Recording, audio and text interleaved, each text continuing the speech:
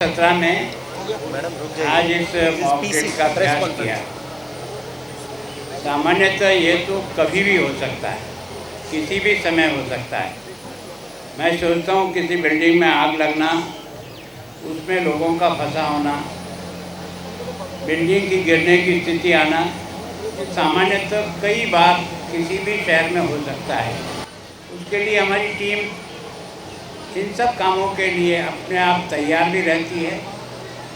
फंसे हुए लोगों को निकालना भी है, लोगों को मेडिकल की सुविधा उपलब्ध कराने तक वहाँ तक पहुँचाना भी है। अगर ज़रूरत पड़ता तो बिल्डिंग को काट करके भी रास्ते बनाने पड़ते हैं, जिसके कारण से यहाँ मैं सोचता हूँ जो मशीन थी वो ऊंचाई पर भी जा कर के रेस्क्यू कर सकती है।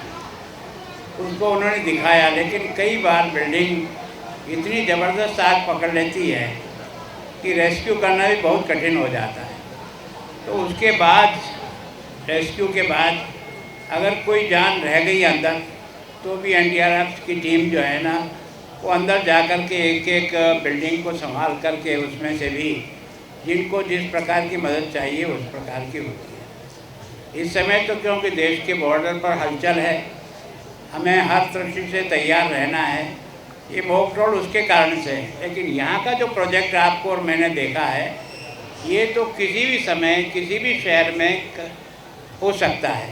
इसके लिए तो निश्चित रूप से हमारी टीम हमेशा तैयार रहे और कम से कम समय में कैसे पहुँचें और कम से कम में रेस्क्यू ऑपरेशन पूरा कैसे हो, इस बारे में मैं सोचता हूँ कि आज यहाँ एनएसएस के, बाकी एनसीसी के सारी बच्चों को भी इस मॉक ड्रिल में ये देखने के लिए नहीं बुलाया।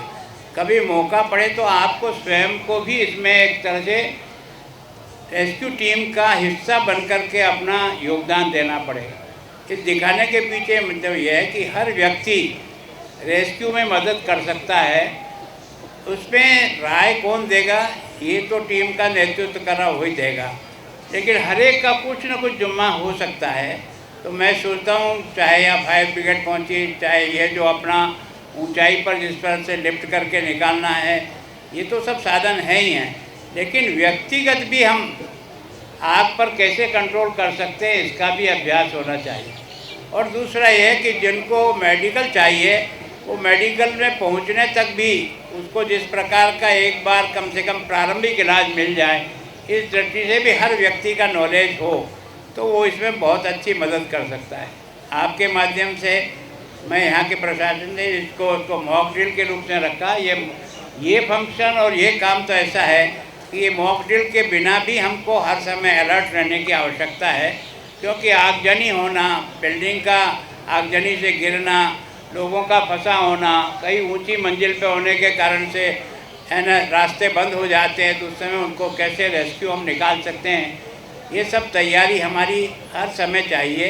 और मैं सोचता हूँ कि यहाँ जिस प्रकार की भी तैयारी है और भी करना होगा, तो निश्चित रूप से बॉर्डर के इस समय हलचल के बाद हम सब लोगों को और तरह के भी अगर भर्ती की आवश्यकता हो, और भी लोगों को जोड़ करके किसी भी समय उनको रात हो कभी भी हो बुलाने की आवश्यकता पड़े, तो सब लोग अपने अपने ये सोच करके कि ये काम मेरे जीवन का सबसे प्रथम कार्य है, इसको करने का अभ्यास लोग देखने वाले भी करें और जो इसमें भाग ले रहे हैं, और उन लोगों की सुरक्षा के भी भगवान से प्रार्थना करें कि जो लोग इस ऑपरेशन में लगे हुए हैं वो भी सुरक्षित बच कर के आए।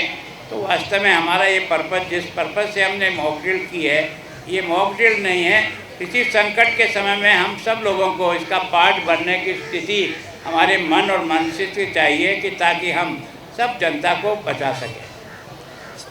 गवर्नर साहब, बॉर्डर पर जैसे हालात हैं, पंजाब में विलेज कमेटी के साथ आपकी कोई बातचीत हुई है?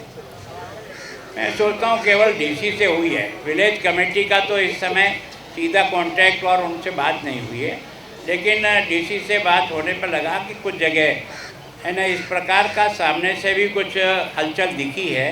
तो मैं सोचता हूँ हमारी तैयारी भी उसी हिसाब से है। अब तक तो एक तरह से हमने जो टारगेट किया वो अचीव कर लिया हमने। अब उसके बाद अगर सामने वाला क्या करता है उसका जवाब उसी रूप में देने के लिए हमारी सेना और बीएसएफ और सारे के सारे लोग तैयार है। जिस समय जिस तरह का आदेश मिलेगा उसके अनुसार कार्रवाई होगी। सर, जिस तरीके से पंजाब हरियाणा में पानी का विवाद है, आज पता चला कि भाखड़ा नंगल डैम पर भी हालात कुछ ऐसे हो गए कि चेयरमैन साहब गए और वहाँ पर करने प्रदर्शन। देखो, ये विषय आप यहाँ छोड़ दो, नहीं तो कल यही विषय मुख्य बना दोगे आप, और हमारा ये मॉक ड्रिल कहीं रह जाएगा। मैं चाहता हूँ आज तो मॉक ड्रिल के बारे में बताएं। आप सबका बहुत बहुत धन्यवाद। सर, सवाल है जो पंजाब के कई जिलों में स्कूलों को बंद किया गया है। देखो, जहाँ आवश्यकता पड़ेगी आर्मी को ठहरने के लिए और बाकी व्यवस्था के लिए, वो अगर करना पड़ेगा तो करना ही चाहिए, इसमें कोई ऐसी बात नहीं है। पहली प्रायोरिटी देश की सुरक्षा है।